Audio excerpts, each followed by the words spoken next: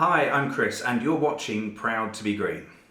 Coming up, July was the hottest month on record globally, Hurricane Dorian batters Florida, and have you heard of this carless village in the Netherlands?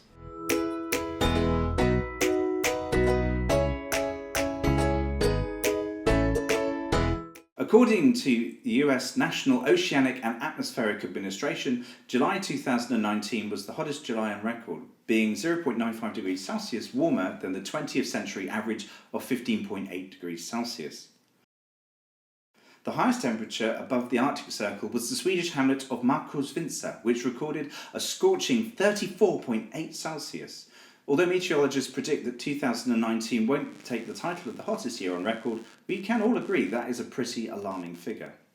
To add to this, Alaska lost its sea ice earlier this year than it has ever done before, and Iceland held a funeral for their first glacier that was lost to rising temperatures. This attests to the fact that the Arctic is warming at an alarming rate, especially noted in Greenland. The ice sheet in Greenland would add an extra 20 feet to average sea levels if it completely melts, which at the rate it's melting could be a real possibility. The global effect of rising average temperatures brings us onto Hurricane Dorian, which landed in the Bahamas a few days ago and is heading towards Florida. Already 20 people have lost their lives in the Bahamas to this cataclysmic Category 5 hurricane, which is the first hurricane of the annual season, which could see 10 to 14 tropical storms or hurricanes appear throughout this period. There's a lot of debate online about whether Hurricane Dorian is as strong as it is due to the climate crisis. Unfortunately, hurricanes are particularly tricky to predict, and the models that exist are just not that refined to say for certain.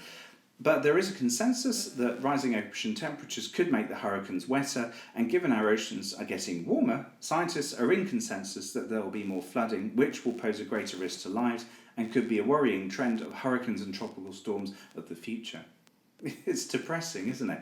But with the climate on the cusp of a disastrous free fall into some sort of meteorological anarchy, we can expect headlines and news stories focusing on the destructive and extraordinary behaviour of the weather, even more so in the future if we don't start doing something now. And talking about the future, I wonder if one day in the UK we might end up like the Dutch village of Giethoorn.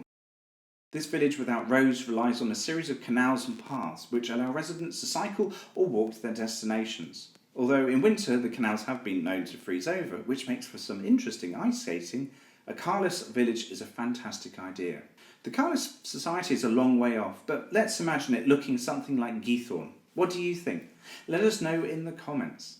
Remember to like and subscribe, click the bell icon to receive notifications each time we post new videos. I've been Chris from Proud to be Green. Keep green and have a great weekend.